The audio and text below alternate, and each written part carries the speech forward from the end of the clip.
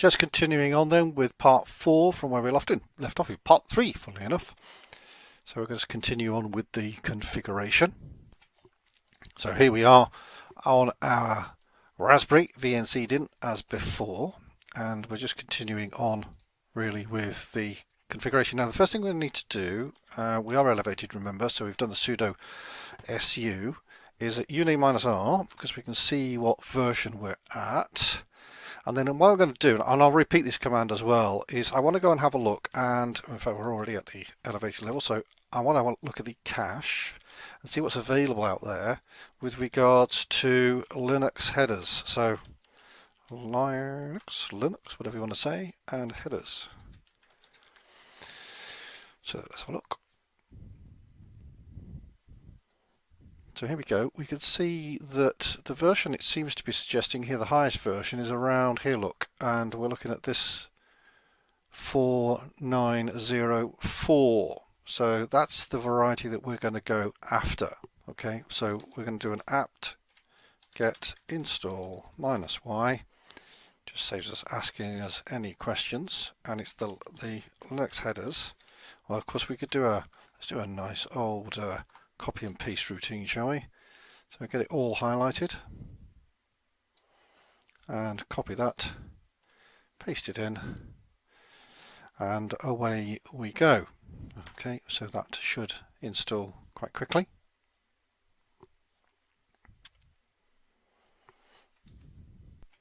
Okay, so we're there. Didn't take too long, but it's best to pause. Now we can see where we are, remember. So we're actually in the OpenVswitch directory, as we should be. And this is where we can start to do some other stuff. So let's start the configuration off. We're doing that with the Linux, and we'll make that equal to /lib/modules and the 4.9.0, and this is a dash is required in here. Just make sure we got the right one. 4-rpi/build. So it's tying the two up, the one that we've actually installed. In here we can see it sort of mentioned there, look. Okay, so that's the naming convention we're needing there. So 4.9.0/4-4 and -rpi, and that should be correct. Okay, so let that do its stuff. A few no's in there, lots of yeses. That's fine, no errors, so we're okay. Just pause that again. Okay, so that was a little pause. There's a big pause coming up in a moment because we're going to do the make, and we'll pop in the make install as well. Okay, so we'll do two of those. This is definitely more than a coffee break. So let's let that run. Off it goes. Yep, this all looks good.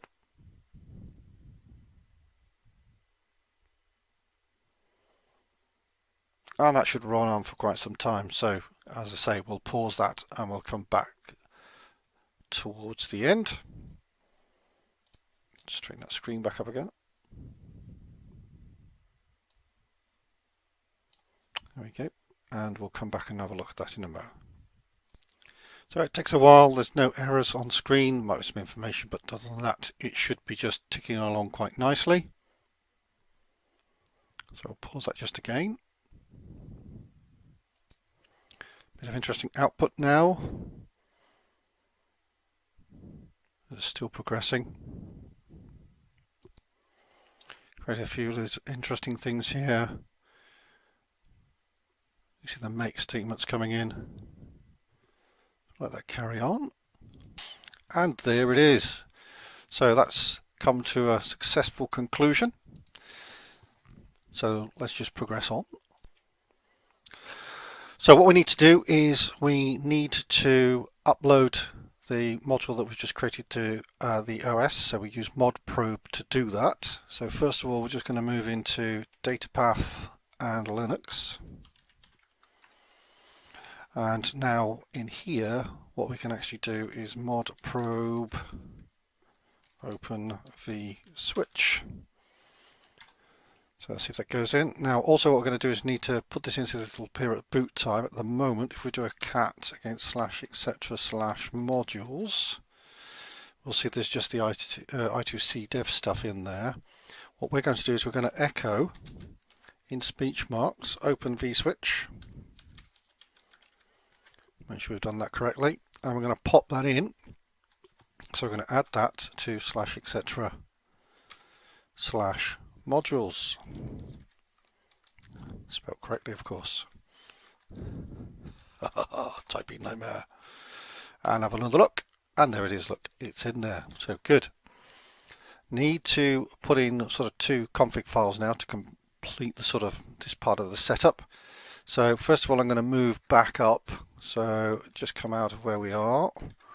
And in fact, see where we are is probably the best thing to do. So pwd, that's correct. So I'm just going to, not necessarily go back for this particular one because I'll put the full path in. So we're going to create a file. We'll do that in /user/local/etc, and we're going to call that the OVS vSwitch d conf. Yes, conf. Did I get that right this time? Just check. Yep, that looks good. And all is well. So that's the first bit done, and then we're going to do a dir, so a make dir minus p, and it's going to be a /user again /local etc openvswitch. Good. Now we're going to create a database. So to do that, we'll use the ovs-db tool. We're creating a database, so create is away, and we're going to put that in /user/local/etc openvswitch conf.db space, and it's vswitch d, and if we just continue this on, make sure you do this correctly, vswitch .ovs schema, and definitely worth checking because a good old copy and paste would have done, but at least we can see that command as it's built up. Okay, so all being well, that should be accepted. Good. So we're back to just where this is where we need to be. This is excellent. We're at the right place. So what we need to do now is we need to create a script. So I'm going to use nano script, and I'll put this in the text for this one. So I'm going to copy and paste this in now. And of course we're going to need to make this an executable file as well. So all of this text that we're seeing effectively makes up this script file, and this will allow us to initialize everything and see that it has indeed initialized. So if I just paste this in, there it is. So we can see this actually starts up the OVS-DB server, and then we've got these two here. Make sure you've got these two the right way around. Have the OVS vSwitch daemon first with the PID and then detach statement, and then the ovs-vsctl initialize afterwards. And then once you've done that, you can use the ovs-vsctl show and see what's going on. And that's the extent of that file. So if we just do a Control X and yes, and remember of course to do the chmod and add the executable to script, and that should be good. And if we do a local execute of that, and then what we should see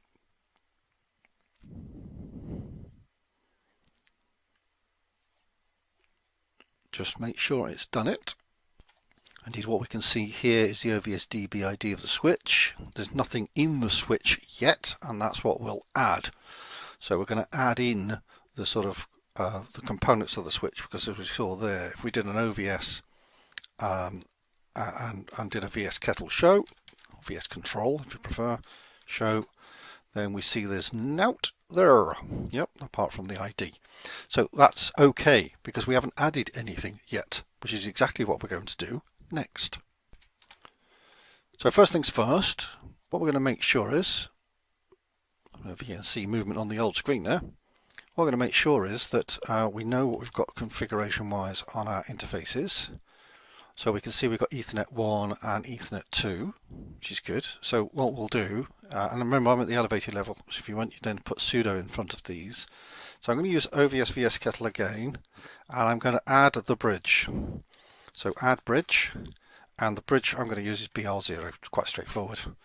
Lots of people like that. Right, so let's do a quick OVS show again, ovs-vsctl show, and we can see the bridge has now been added. Excellent, good. So we can see the ID, and then we can see the bridge, port, and interface all set for BR0. Absolutely. So what we're going to do now is we're going to add some interface. Now I'm not going to add Ethernet 0 because I'm going to leave that as the management interface. So as far as the OVS is concerned, it's only going to be managing the USB to RJ45 beasties, which is Ethernet 1 and Ethernet 2 in our case. So we're going to add those ports, and we're going to add them to BR0, and I'm going to put Ethernet 1 on there, and then I'm going to put Ethernet 2 on there. So just using the up arrow, of course, and we've got that. So if we have a look now, using the ovs-vsctl show, we should see now that we've got both interfaces now. That's on bridge 0, and Ethernet 2 is also on bridge 0. Okay, so that's essentially what we've actually got for us as far as interfaces are concerned. If we do an ifconfig against those, we'll have a look and see what they're doing at this moment in time. So we've got Ethernet 1 in here. It seems to be up. Its MTQ value is there and fine and dandy. Now, if they were not up, then again, you do a sudo for this again, where you could do an ifconfig Ethernet 1, and you could bring that interface into play. So you could do up or down. Yeah, you could also set the IP address or not, as the case may be. Yeah, and then bring that up. And the same would be true, say, for Ethernet 2, but they were already up, so that was fine. And of course, you can do the same by taking them down. The next thing that, of course, we'll need to do, if we do an ovs-vsctl show, is that this switch is not actually under anybody's control as yet. You know, it's just sitting there in isolation. So what we could do is we could point this again by doing ovs-vsctl, and what we could do here is set the controller, which is the SDN controller, and this is for bridge 0. So each bridge is effectively known as a data path. So for each data path you can have a different controller. I'll set it over a TCP connection, and the controller I've got running at this moment in time is on 205.6633 or :6633, sorry, which is the port number in which it's actually listening on for OpenFlow. So I've established an OpenDayLight controller, in fact, which is running on 205, 192.168.1.205, listening on port 6633 for devices. So if we hit return on that, we should then be able to see if that is indeed connected. So if we just check to see what the current status is, and there's a couple of ways that we can do this. We can do the ovs-vsctl and show again, and we should see that the controller is there, and we should see that it's true. You can also do the list controllers, and you can see again what it's here. Now this is useful because it can tell you if there's any issues in here. Also gives some information about, you know, what happened the last time that it had an error, and seconds since the disconnect, so you can see how long it's been up for as well. That's particularly true. And you can see which status they are in terms of controllers. Okay, so that's sort of master-slave sort of connotation, especially when you've got clusters of controllers. We've only got one. Also, of course, what we could do is pull up the virtual machine that's running the controller, and you can see it here. Here indeed is OpenDayLight in all its glory. So that's running away, and what I can also do is bring up Firefox. I'm actually browsing from within the VM here, so I'll just go and hit the localhost, port 8181, and index.html. Press return. Comes up admin for login, which is admin. Click on remember me, log in,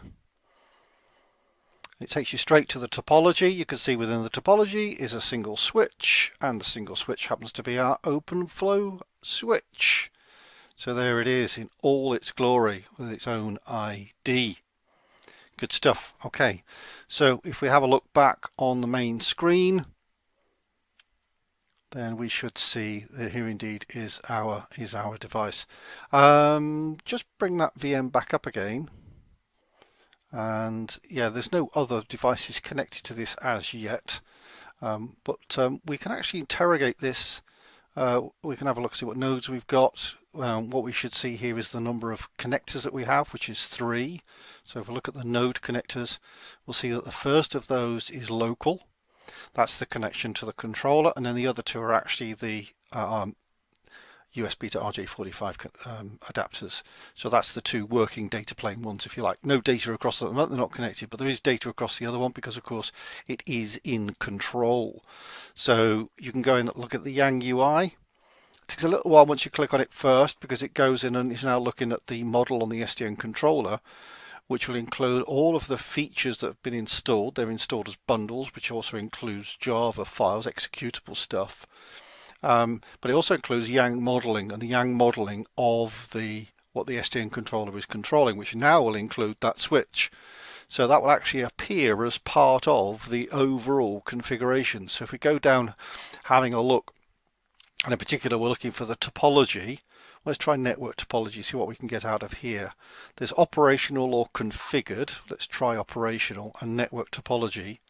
And let's see what we can get just based on the topology alone. You can see here I've got a get command. This is a RESTful interface connection. So send that away and see if that's successful. Now that's all dependent, in fact, upon how the controller has been set up.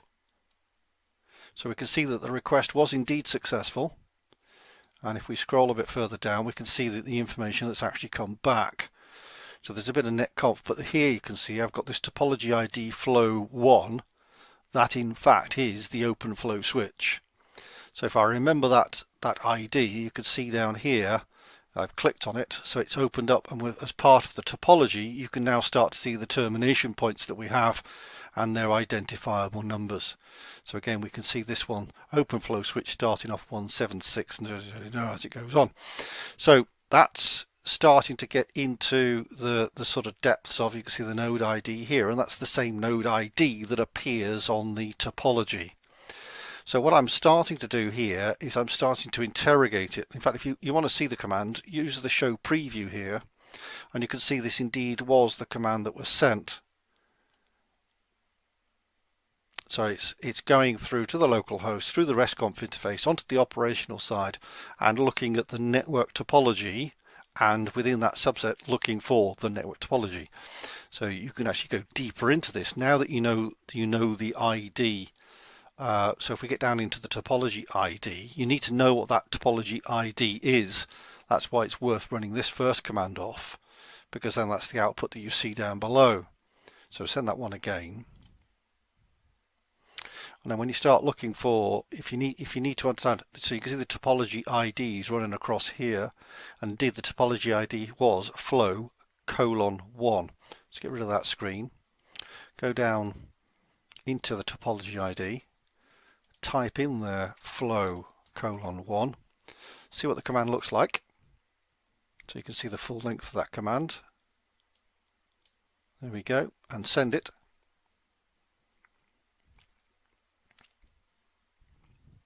Wait for said reply, scroll down, get rid of that out of the way, and you can then see the output now associated with that switch. So we can start getting into much more detail now. There's that side, also remember there's the config side. So this depends upon whether you've configured it on the device or whether whether it's sort of learned. So we'll have a look, see what the difference is, if there is one, by putting the same value in. And this is sort of how we learn. Right, so the configuration part of the model is missing because we're relying upon the fact that it's learning this from the operational state. Right, good. Okay, so that will reflect the two sides. Now, another useful tool that you might want to do the very same things with is something called Postman. So once you know what the command looks like, you can copy that, literally copy that. You'll have to change the IP address unless of course Postman's running on the local machine. So I need the IP address there of the SDN controller. So I'd put in there 192.168.1.205 for mine. And away we go. And if you need some username and password, which by default is admin, then you'll need to put those in as well. So good. So it's up and running. It's operational. Obviously, there's a little bit more to do with that. A bit more interrogation that we can do. But that is the current state of the show. It's actually sitting there and operationally waiting to learn stuff. So we've got something we can start to play with now, and it's connected to the SDN controller. So we really have a good starting point to launch off now and start investigating a bit more. OpenFlow, of course, as the standard, or the protocol that we'll be using between the SDN controller and this switch. Now, just as a further point, just to round this off, and that is that the SDN controller needs a minimum set of protocols. Not least, it will need the OpenDayLight, because I'm using OpenDayLight, so that's ODL hyphen, and then the switch. So it's a layer 2 switch, in fact, so it's L2 switch, and then hyphen, and then usually switch, and that should do it. Just check your bundles to see which one you've got to install, because it does vary depending upon the release. I'm talking about from the starting point of, say, Beryllium. And I can show you that on the SDN controller. So if we go back and just minimize Firefox, and looking on here, I'm looking at the features that I've installed. So I'll do a feature list -i for the installed lot, and then through grep I'll just specifically look for layer 2 switch. And what we can see here is, if I just broaden this out a bit,